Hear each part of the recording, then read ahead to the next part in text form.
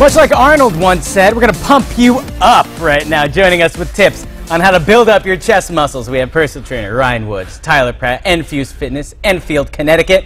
One of your heroes, Arnold Schwarzenegger. Yeah, so we figured. Yeah, I don't know how many bodyweight exercises he did. But. So many bodyweight exercises. He didn't like barbells that much. We're doing a good exercise today because we got to get those pecs looking good this time of year. Well, yeah, we were talking about bodyweight exercises. So we've gone over push-ups in the past. We'll talk about them again because it's probably one of the easiest and most effective exercises you can do to help build up your pecs. So we'll talk about form, tempo.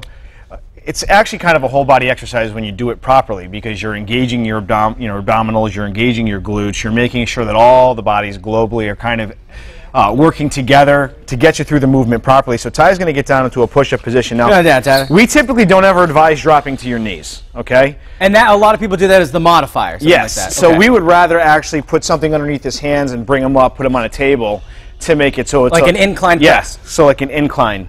Because right now, you're right, he is working the whole body. If you think about it, he's kind of in he's sort of in a plank position at this point. So what he's going to do is he's going to draw his abdomen in and he's going to keep it nice and tight. Okay. Then he's going to tighten his glute. Yeah. And it's almost going to go into sort of a posterior pelvic tilt. So you have that kind of in between right there. So he's got a nice neutral spine.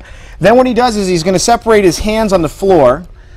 You want a wide base of support. You want to make sure, yeah, and what you're doing, this is a pretty traditional push-up. This is standard shoulder width apart. He's going to twist his hands into the floor, all right, keeping the glutes tight, making sure that he's concentrating on tightening his abdominals. Now, I want to reaffirm something you just said. He's going to be twisting his hands on the floor. You won't physically see it, but he's applying rotational force to the floor right now, okay? And that really protects the shoulder. All right, it helps us get set up for proper movement as he descends. And I think it creates a little bit of tension, too, so you're really working your whole body. Yeah, so if you see him start to shake, and he's really strong, okay? Yeah, and that's completely normal. You want that, all right? Because you may start to shake already just because you have this whole global system working, firing all those muscles. So what he's going to do is he's going to bring his body forward and down, so he's driving his elbows back. So he touches, right? Keeping his head down like that. He's going to tighten his glutes, tighten his abdomen, come up as one unit. Now you say his chest touches the ground? Yeah. Now does that, you can I think a lot of people do that, and it's not a good thing because it releases all the tension. Do we want to do that? Well, no, what winds up happening is there's a lot of ego, especially with men, not so much with women, about doing push-ups, okay? Because it seems like a seemingly very innocent exercise. It's not supposed to be that challenging. It's actually incredibly challenging.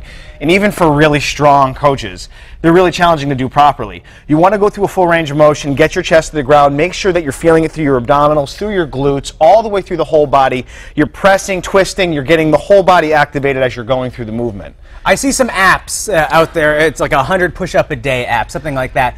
Do you recommend that, or should push-ups be something that you utilize in a workout very deliberately? They have their place. Okay. There's a lot of PT tests out there, state police, regular police, military, that need to get out a certain number of reps in a certain period of time. But if you're really trying to build an aesthetically pleasing chest, you really want to focus on the quality of the movement over the quantity of reps. Okay. All right, so let's say lowering for 5 seconds. 5, 4, 3, 2, 1, where you're really engaging the entire body. You're connected to your abdominals, your glutes. You're feeling the exercise where you're supposed to, your intended targets. And when you press away, what you're trying to do is you're trying to pretend like you're squeezing something between your chest as you press into the floor. So you're really getting a full contraction from the shoulders, from the triceps, from the pecs. So it's actually a full body movement. If you focus on the tempo and the quality of the movement and you focus on full range, you get a lot more out of the exercise. I want to talk to you also about hand placement and breathing, because I've seen push-ups of people putting their hands in a different variety of places.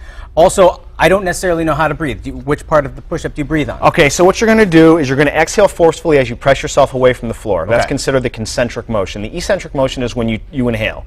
And, ever since we were in school, they preach about timing your breath properly, right? But it wasn't until I actually went to Heart Song and I worked with Sheila. I'm sure you've heard of her. We've had her on the show a bunch, When you're doing yoga, breathing is so important. You can see how much deeper you can get into a particular movement, how much easier it is to stabilize and balance your body, to focus on going through the movement. You become really kind of intrinsically connected to the movement when you focus on your breath. So you breathe out forcefully when you come up, and then you inhale as you come down. All right. And then hand position, narrower grip like the diamond push-ups.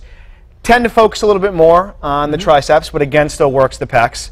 And the wider you go, the more challenging it becomes on the pecs. So Let's end this week with a bang, though. How about this? You were trying to show off earlier, saying you can do one-handed push-ups. Why don't you get down and do some one-handed push-ups? We'll call Ashley Cole in here to finish up the week. It's Fitness Friday. No one-handed push-ups. Actually, I'm not doing any push-ups. You're a push-up extraordinaire, but not necessarily in a dress. Get on down there. Well, I'll do something that the audience could maybe do on their own. All right, fine. We'll do a close grip push-up, which is going to change the movement of touch. You move your hands in close, and it'll work your triceps a lot more. There you down go, there. Tyler. By the way, if you want these tips and more, just visit us online, mymassappeal.com. Let's get you to it. We also want to thank